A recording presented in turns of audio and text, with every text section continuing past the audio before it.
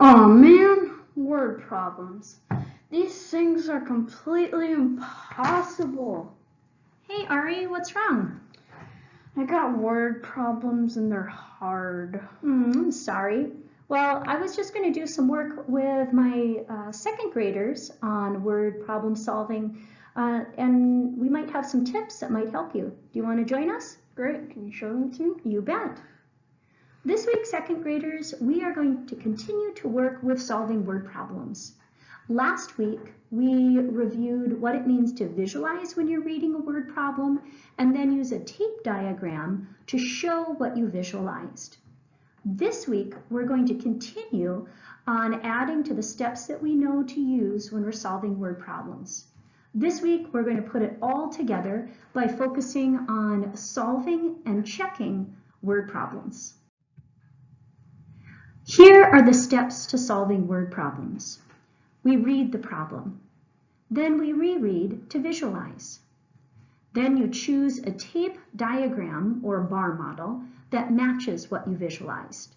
Then you draw and label your tape diagram. Remember, when you're labeling your tape diagram, you use both words and numbers.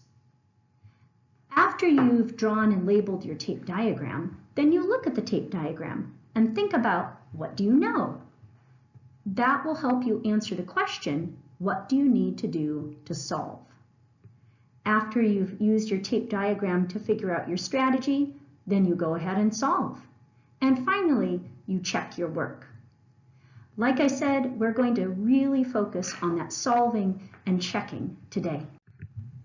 I want to remind you that there are three main types of bar models that we've learned this year. Part-whole is the kind of bar model that we use when we have a problem that just involves some stuff.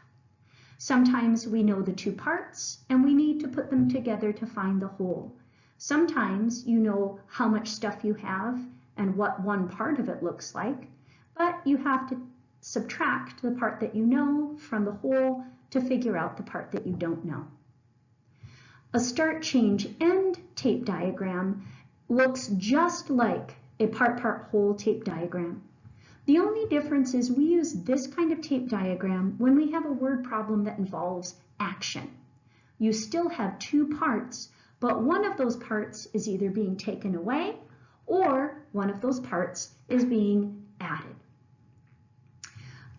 The final tape diagram that we've learned this year is the comparison tape diagram.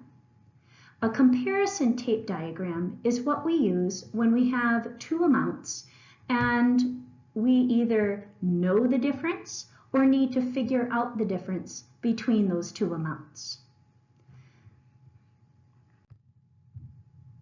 After you have drawn and labeled your tape diagram, you need to ask yourself, what do you know?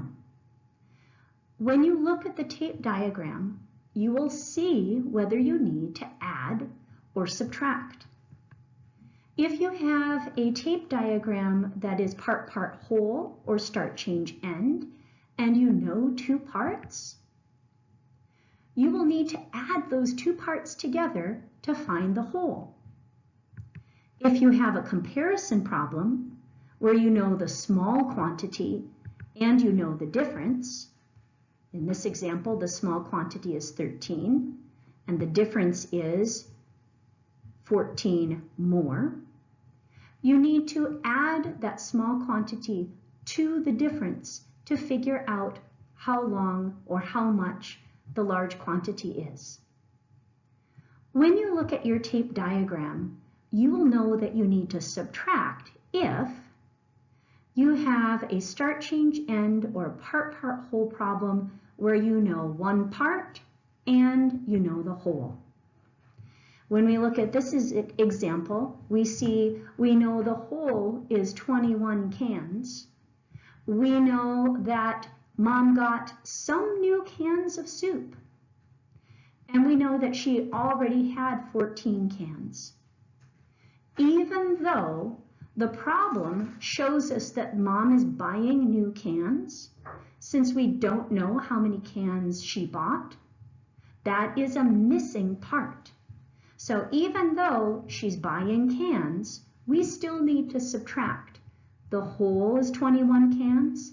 We'll need to take those 14 cans away that she already had to figure out the part that she bought. We also know we need to subtract if we have a comparison problem where you know the large quantity and the difference, or you know the large quantity and the small quantity. After you have solved your word problem, your next step is to check your work. Some of you have already been doing this. For others, this is brand new. When you check yourself by doing the opposite operation from how you solve the problem. So, if you added to solve the problem, then you are going to need to subtract to check. Let's look at our example here with this addition problem. 21 plus 3. Well, I know that 21 is one part. I know 3 is the other part. 21 plus 3 equals 24. That's the whole.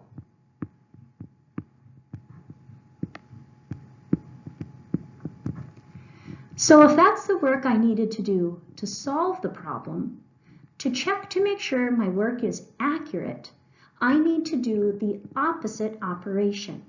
I'm going to need to start with my whole, and I'm going to need to subtract one of the parts to see if I get the same number as the other part.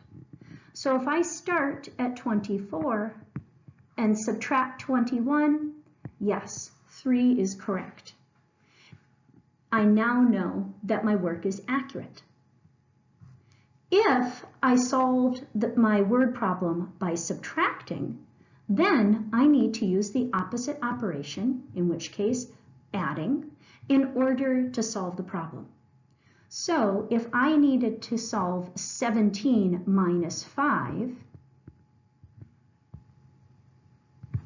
to figure out the answer to the word problem, and I'm pretty sure it's 12, I need to do an addition problem to see if 12 plus 5 equals 17. 12, 13, 14, 15, 16, 17, yes. The numbers are correct. Once you have solved a word problem, you need to check your work by doing the opposite operation. Now let's do a couple of those Reading Shark problems that we looked at last week. Reading Shark read 35 books today. She read 19 nonfiction books and the rest were fiction. How many fiction books did she read today? I've already done my visualizing. I pictured Reading Shark's piles of books, and she has a pile of nonfiction books that is 19 books high, and she has a smaller pile of books that is her fiction pile. I know altogether her piles will make a pile of 35, but I don't know how tall that fiction pile is. So when I drew what I visualized, I drew a part whole tape diagram. My whole is 35 books. The part I know is those 19 books, and I need to figure out what the other part is, how many fiction books. When I look at this tape diagram, I know that I need to subtract to solve the problem. So I'm going to start at 35, my whole, subtract the part I know, which is 19. I can't take 9 from 5, so I'm going to need to regroup. So now I only have 2 10s, but 10 plus 5 is 15, so now I've got 15 ones. 15 minus 9 is 6. 2 minus 1 is 1. So I'm pretty sure that she read 16 fiction books today. But now it's time to check. If you look on the side of your screen, you will see the number bond, which shows the work that I just did. Her whole number of books was 35. The part that I knew were those 19, and I'm pretty sure 16 was the other part, those fiction books. So now the way that I'm going to check myself, since I subtracted to solve, I need to add to check. So I'm going to add my two parts. I'm going to add those 19 nonfiction books to those 16 fiction books. When I add 9 plus 6, I get 15. 15 is made of one group of 10 and 5 ones. 110 plus 110 plus 110 is 35. Yes, my wholes match. Do you see how I checked my work using the opposite operation? Let's do one more. Reading Shark read 27 books to her friends. She read 15 more books to herself than she read to her friends. How many books did Reading Shark read to herself? Well, I know my small amount and my difference. If I put that small amount and my difference together, I know that I can figure out the large amount. So I know I need to add 27 plus 15. 7 plus 5 is 12, which is made of one group of 10 and two ones. One group of 10 plus two groups of 10 plus one group of 10 makes 4 groups of 10. So I'm pretty sure that she read 42 books to herself. But I need to check to make sure I'm accurate. If you look at the number bond, you'll see I put my large quantity, which we think of as a whole here, in my number bond in the whole section. My two parts are 27 and 15. But since I solved my problem with addition, I'm going to start with my whole of 42, and I'm going to take away one of the parts. I think I'll go ahead and take away the 27. And if I've done my problem correctly, my answer, my difference should be 15. I know I can't take 2 away from 7, so I'm going to regroup from my tens place.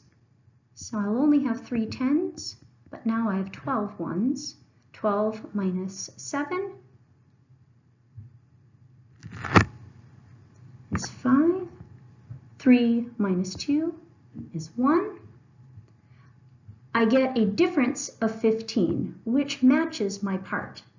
That tells me I was accurate.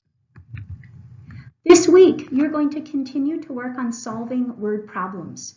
Please remember, when you're solving the new word problems, you'll still have green numbers and blue numbers. It's up to you what color you want to choose, but please remember that if you choose in a problem to use a green number the first time, make sure you use a second green number as well. So Ari, what do you think? Well, now that I know that the steps to solving word problems are just to read the problem, reread to visualize, choose a tape diagram or bar model that matches what I visualized, then draw and label my tape diagram, look at my tape diagram, think about what I need to do to solve the problem, then solve it and just check my work. I'll tell you, it's pretty easy. I'm so glad. And it looks like Ari is ready to start on his word problems. And I wish you good luck with solving your word problems this week too. Bye.